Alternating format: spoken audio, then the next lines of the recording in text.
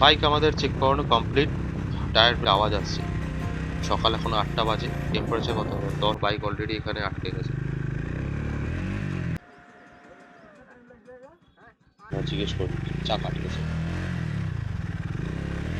সেই মানে আমাদের মতো যারা নতুন শুরু করেছে তাদের কাছে তোমাদের কমেন্ট, একটা লাইক অনেক মোটিভেশনের কাজ করে।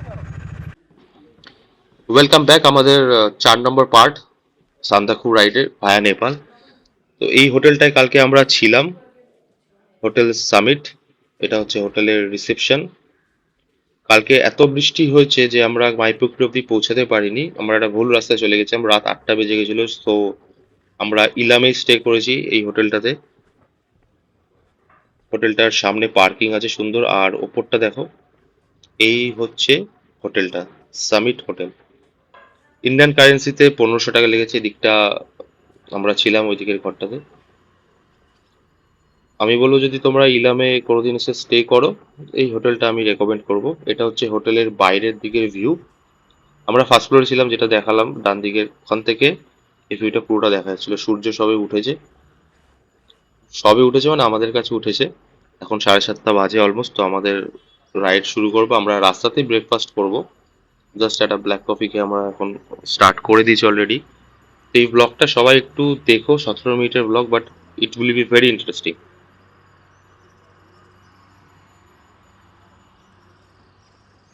তো চলো শুরু করা যাক আজকের ব্লগ। এটা একটা নর্মাল ম্যাপ তোমাদেরকে আমি দেখাচ্ছি অ্যাবাউট দ্য দার্জিলিং এরিয়া। আর এই ম্যাপটা যদি তোমরা দেখো, এই ম্যাপটায় একদিকে ডান দিকে ওয়েস্ট বেঙ্গল আর বাঁদিকে নেপালের রুট। সান্দাকফু রয়েছে দেখো একদম টপে, যেটা অ্যাকচুয়ালি নেপাল আর ওয়েস্ট বেঙ্গলের একদম বর্ডার পড়ে। দার্জিলিং এরিয়া দিয়েও যাওয়া যায়, ভায়া নেপালে তোমরা টুমলুং হয়ে কালিম্পং দিয়েও যেতে পারো। তো এই ম্যাপটা দেখলে কিছুটা তোমাদের আইডিয়া হবে যে actually which route are we are covering. তো আর বেশি দেরি না করে চলো শুরু করা যাক। ফার্স্টে আমরা এখন যাবো একটু গ্যারেজে। শুভ্রর বাইকটা একটু হাওয়াতে প্রবলেম হচ্ছে, পেছনের টায়ারটা তো একটু চেক করিয়ে নেবো। প্লাস আমার বাইকের টায়ার প্রেশারগুলো একটু চেক করিয়ে নেবো। যদি দরকার পড়ে একবার চেন লুপ করিয়ে নেবো হয়তো। চেন একটু আওয়াজ হচ্ছে, কারণ এরপরে দুর্দান্ত অফরোডিং আছে। এই ভিডিওটা একদম আনকাট ভিডিও, এই জন্যই বলছি 17 মিনিটের ভিডিও আমি বানিয়েছি। তোমরা একটু ধৈর্য ধরে দেখো। আই থিঙ্ক ভিডিওর শেষে তোমাদের ভিডিওটা ভালো লাগবে। পুরো রুটটা সম্বন্ধে তোমার আইডিয়া হবে যে কোন ভায়া নেপাল হয়ে গেলে রুটটা কিরকম। এটা ফার্স্ট পার্ট, পার্ট ওয়ান। এই এই ভিডিওটাকে দুটো পার্টে ভেঙেছি, কারণ এত পুরো 17 মিনিটের ভিডিওটাই অনেক।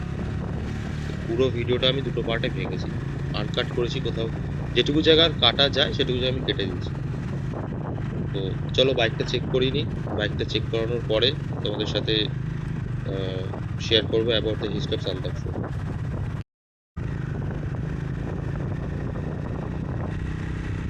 বাইক আমাদের চেক করানো কমপ্লিট। টায়ার প্রেশার এভরিথিং, আপাতত কোনো প্রবলেম পাওয়া যায়নি। যদি ওপরে গিয়ে যদি দেখি আবার হাওয়া বেরোচ্ছে, তো প্রচুর গ্যারেজ আছে আপাতত মাইপ্রোক্রি অব্দি, কোথাও চেক করে নেব। আপাতত যেটা দেখো, সামনের ভিউটা দেখো, অসাধারণ ভিউ লাগছে। আশা করি তোমরা ভিজিবিলিটিটা বুঝতেই পারছো যে আমি এখান থেকে সূর্যকে দেখতে পাচ্ছি। আর দুদিক থেকে অনেক টাইপের পাখির আওয়াজ আসছে। সকাল এখন 8টা বাজে। টেম্পারেচার কত হবে? 10-12 হবে, আমি এক্সাক্ট দেখতে পাইনি বিকজ আমার তো ফোনে টাওয়ার নেই। স্টিল বলবো অসাধারণ লাগছে। মানে এই ফিলিংসটা একমাত্র এখানে আসলেই বোঝা যায়। বাকি ভিডিও থেকে যেটুকু তোমরা আইডিয়া করতে পারছো করে নাও। কেন তোমার আমার এত গল্প স্বল্প, আজ হঠাৎ করে কেন হলো সবই অল্প। দেখো দূরের আকাশ একা কাঁদছে তোমায় ভেবে, আর মেঘের মাঝে সব ভাবনাগুলো ডুবে। কেন তোমার চোখে আমার স্মৃতি উড়ে, আজ হঠাৎ মন দিশেহারা ঘুরে ঘুরে। চলো প্রথমে একটু সান্দাকফু সম্বন্ধে জেনে নেওয়া যাক। যেখানে যাচ্ছি সেই জায়গাটা সম্বন্ধে একটু জানা থাকলে ভালো। বা হিস্ট্রি সম্বন্ধে আমার বরাবরই একটু ঘাটা স্বভাব আছে। তো আমি যেটুকু ঘেটে জানতে পেরেছি, সান্দাকফু হচ্ছে, সান্দাকফুকে সান্দাকপুরও বলে বেসিক্যালি। এখানে সেখানকার লোকেরা সান্দাকপুরই বলছে। সান্দাকপুরের হাইট হচ্ছে ৩,৬65 মিটার। যদি ফুটে আমি কনভার্ট করি অলমোস্ট ১১,৯৩০ ফুট হাইট। এটা ওয়ান অফ দ্য মানে ৫টা হাইয়েস্ট পিকের মধ্যে একটা। আর যেটা মানে ওয়েস্ট বেঙ্গল আর নেপালের যে সীমান্ত আছে, মানে দার্জিলিং থেকে দেখলে দার্জিলিং জেলার সিঙ্গালীলা পর্বতের সর্বোচ্চ শিখর এটা সান্দাকফু। আর এই সান্দাকফু নিয়ে অনেক হিস্ট্রি আছে, মানে যদি তুমি আমি প্রি ইন্ডিপেন্ডেন্স চাই, এটার একটা হিস্ট্রি আছে। ফার্স্ট আমি বলি যে এই সান্দাকফু যে ৫টা মানে বিশ্বের যে হাইয়েস্ট, ওয়ার্ল্ডের যে হাইয়েস্ট মাউন্টেন্স আছে, ৫টা মাউন্টেন। তো যেটা অ্যাকচুয়ালি এভারেস্ট, কাঞ্চনজঙ্ঘা, লোটসে আর মাকালু, এই ৫টা পয়েন্ট দেখা যায় এখানে। আর যেটাকে দেখতে লাগে অনেকটা এইরকম স্লিপিং পুল। প্রকৃতির অদ্ভুতই জিনিসটা কিরকম। তো এই ভিউজগুলো যদি তোমরা দেখতে চাও, এই অসাধারণ ভিউগুলো, তোমাদেরকে সান্দাকফু আসতে হবে। যারা বাইকে আসবে তারা তো এই রুটটা দিয়ে আসতেই পারো যদি তোমরা বাইকে যাবে। বাট বাইকে যেতে গেলে কিন্তু there is a lots of challenge, মানে এটা one of the toughest of road. আর ওপাশ দিয়ে তো ট্রেক করে অনেকে আসেই। সান্দাকফু নিয়ে অনেক মানে ট্রেকিং অনেক পুরনো, প্রি ইন্ডিপেন্ডেন্স থেকে সান্দাকফুতে ট্রেকিং আছে। ট্রেকিং আছে মানে ট্রেকিং এর অনেক গল্প আছে, আমি সেটাও তোমাদেরকে ধীরে ধীরে বলবো। তো এখন একটু রাস্তা সম্বন্ধে বলি, আমরা এখন কোন জায়গাতে আছি। এইটা হচ্ছে শুরু। শুভ্র আমার বাইকটা প্রথমে টেনে দিল, আমি একবার স্কিড খেয়েছি। তো ওইটা থেকে টেনে দিল, রাস্তা তৈরি হচ্ছে, এখানকার লোকাল লোকেদের দেখো, ভিডিওটা দেখো। আমি যেটা দিয়ে আসবো কিনা ভাবছিলাম, ওরা ডবল ক্যারি করে বেরিয়ে গেল, মানে এটা ওদের কাছে নর্মাল।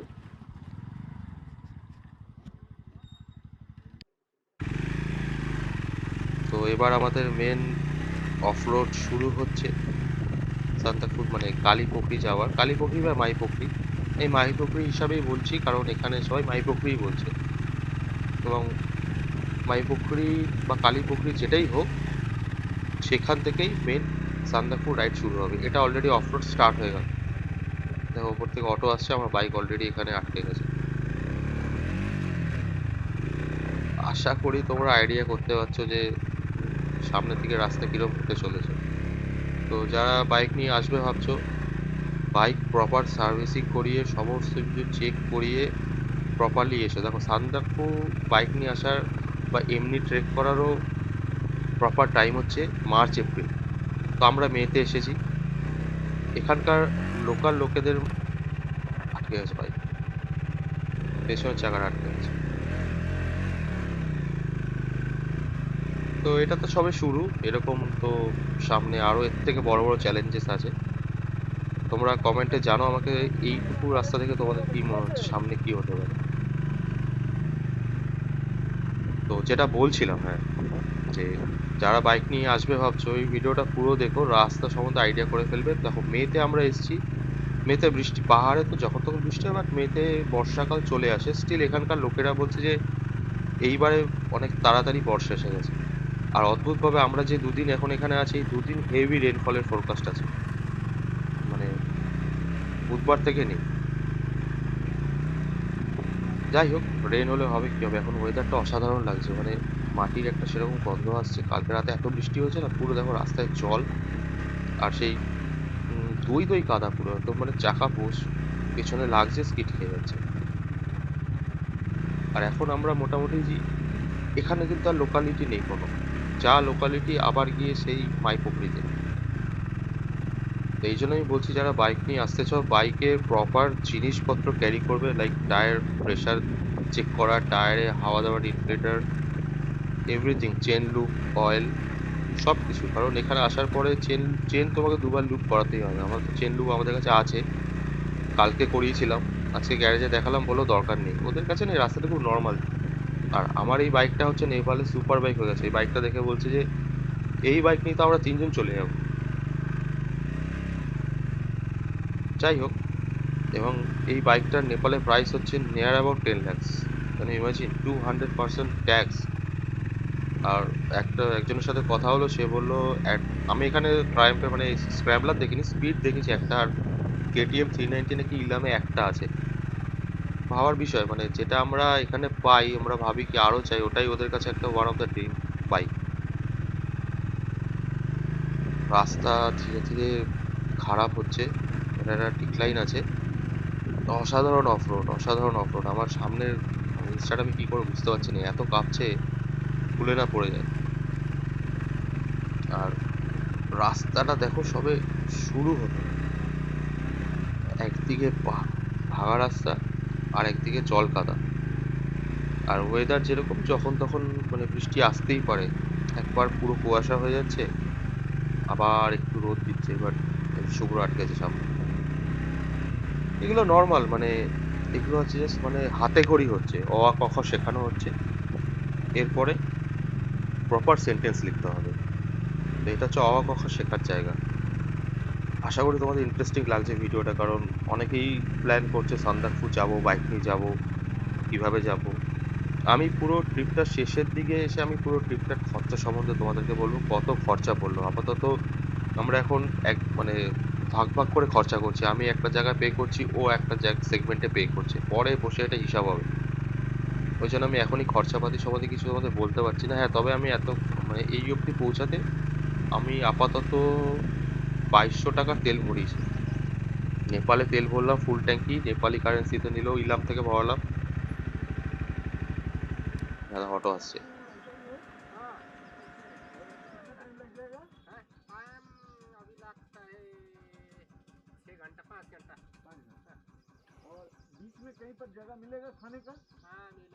कहाँ पे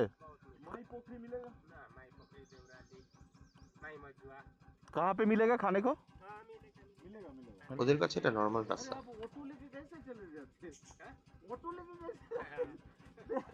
आपको तो ग्रैंड सैल्यूट है।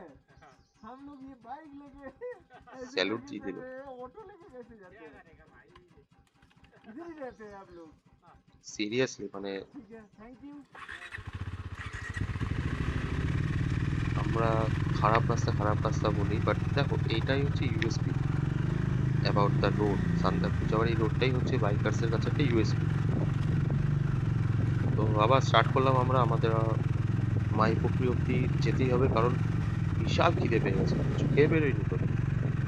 আমাদের কাছে ড্রাই ফ্রুটস যা ছিল, বিস্কুট এসব খেয়ে, কফিটা খেয়ে জাস্ট বেরিয়ে গেছি, কারণ যেটা হয় আমরা 7টায় বেরোনোর কথা ছিল, সেখানে আমাদের 7:30 বেজেছে check out and payment everything করে। তো যেটা বলছিলাম যে যে তেল কতটা লেগেছে, তো শিলিগুড়ি আসার দিন সকালে 900 টাকার তেল ভরিয়েছিলাম, পরের দিন সকালে বেরোনোর সময় 900 টাকার তেল, 1800। আর এখানে ইলামে এসে ভরিয়েছিলাম ইন্ডিয়ান কারেন্সিতে 815 টাকার তেল, ফুল ট্যাঙ্ক ছিল। তো ওই 900 টাকা করে হলে 3 নং 2700 হয়, ওই অ্যাপ্রক্স হয়, ওরকমই ভরিয়েছি 2600, 2500, 2600 টাকার তেল।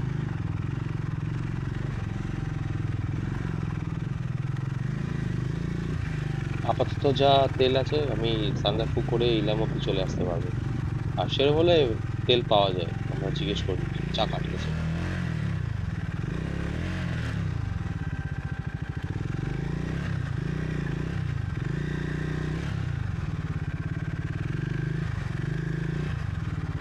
আটকে গেছে, আবার আটকেছে। এবার পেছনের চাকাটা টোটালি স্কিড করছে, একটা কাদা ছিল।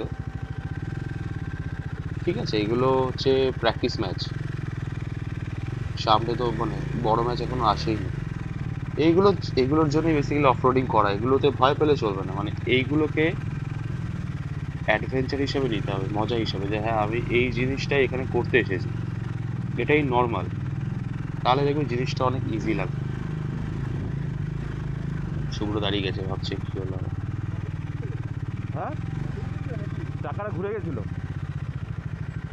এরম হয়ে গেছিল, কাদা ছিল না, এরম হয়ে গেছিল চাকাটা। হ্যাঁ, যেখানে কাদা থাকবে নিচে চালাবে সেই জায়গাটা, আর একটা মোশন থাকে না গাড়ি, ওটা কম হতে দেবে না, ওই স্পিডটা ধরে রাখবে। হ্যাঁ, এই গর্তের মধ্যে মোশন কম হলেই দাঁড়িয়ে যেতে হবে। শুভ্র অনেকটা গাইড করছে আমাকে। যাই হোক, মানে বেসিক্যালি পুরো ট্রিপের প্ল্যানটা ওরই ছিল, প্রচন্ড লেভেলের আমাকে মোটিভেট করে নিয়ে এসছে। মানে আমি যা আহ, লোক, আমি সাডেনলি সেকেন্ড মানে আমার সেকেন্ড ট্রিপটা আমি ভেবেছিলাম এইবারটাও সিকিমই করবো, এই ফার্স্টে মানে 2025 ফার্স্ট পাহাড়ের রাইডটা। বাট সামহাও গৌরডংবার লেক যাওয়ার প্ল্যানিং ছিল, হয়নি কিছু কারণবশত। তো শুভ্র বললো চলো সান্দাকফুতে চালিয়ে আসি, কেমন লাগে দেখি, শুনেছি দুর্দান্ত অফরোডও আসেনি, কাদা পুরো। এখানে আসলে জুতো, জামা প্যান্ট, জ্যাকেট এসব নিয়ে ভাববে না কি লাগলো না লাগলো, ভাববে একটাই, যে আমি এখন মানে এখানে স্কিট করে পড়া যাবে না, পড়লে হাতে পায়ে দুর্দান্ত লাগবে। আর প্রপার রাইডিং গিয়ার্স করে চালাবে কিন্তু এখানে, knee guard must, riding boots, riding jacket, level 2 jacket পরবো। আমি যেটা বলছি এটা এক্সারের লেভেল 2 জ্যাকেট, খুব মানে রিজনেবল প্রাইসে এই জ্যাকেটটা দেখবে অনেকে পরে, অনেক ইউজ করে এই জ্যাকেটটা। বুঝতে পারছো সামনে জিনিসটা দুর্দান্ত কি হতে চলেছে। যদি তোমাদের ইন্টারেস্ট লেগে থাকে আমাকে একটু কমেন্ট করো, তাহলে আমি বুঝতে পারবো জিনিসটা মানে তোমাদের ভালো লাগছে না আমি আরো অন্য কিছু করবো। তো যাই হোক, অবশ্যই মানে আমাদের মতো যারা নতুন শুরু করেছে তাদের কাছে তোমাদের কমেন্ট, একটা লাইক অনেক মোটিভেশনের কাজ করে। ফটোগুলো গিয়ারে ফেলে দাঁড় করাবো। হ্যাঁ, কি বলছিস? ওরে বাপ রে! ওটা যাবে না। এই হচ্ছে সান্দাকফু রাস্তা, এটা হচ্ছে রাস্তা, আর এরপরে রাস্তা নেই। তো যাচ্ছি আমরা আপাতত, আমরা কালীপুকুরি অবধি পৌঁছাবো, তাই তো? কালীপুকুরি দিয়ে খাবো, বরং রাস্তার কথা খাবো, তার আগে খাবো। তো এই হচ্ছে ওয়েদার।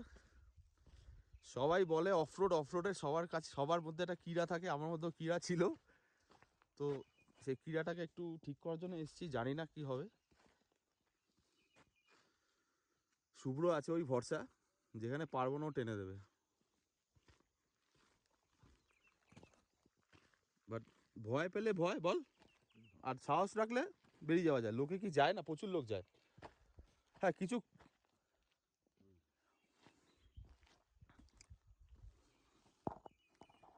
বাকি ভিডিও সব আমার অ্যাকশন ক্যামেরাতে আছে, ওগুলো এখন আপলোড করব, তখন বোঝা যাবে। চলো টাটা।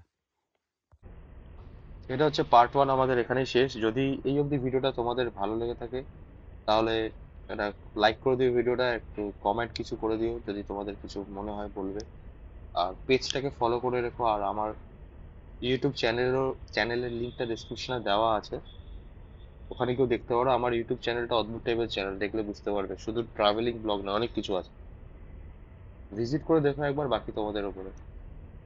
তো চলো এই পর্যন্তই, নেক্সট আমি এই ভিডিওটার কন্টিনিউশন পার্ট 2টা আপলোড করব, সেটাও দেখো। ওখানে আমি সান্দাকফু প্রি ইন্ডিপেন্ডেন্সের হিস্ট্রিটা তোমাদের সাথে শেয়ার করব। চলো, থ্যাংক ইউ।